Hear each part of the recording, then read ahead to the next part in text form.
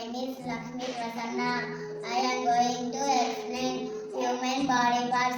Let's look at the human body. Most people have a same body parts, but we come in our shapes and sizes. People have a head with two eyes, two ears, a nose, a mouth, and a chin. There is the neck from the head to the shoulders. Most people then have arms from their shoulders. The elbow is where we can bend the arms. At the end of our arms are our hands. When hands join our arms is called the wrist. Hands is where we have both fingers and a thumb, so we can do things. The fingers and thumb have nails.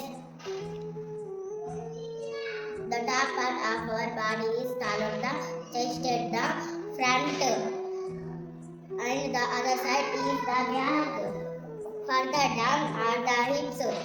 Between the chest and hips is called the waist.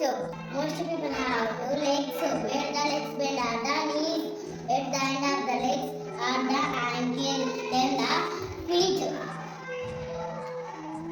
Each foot having 5 toes. 1, 2, 3, 4, 5 toes.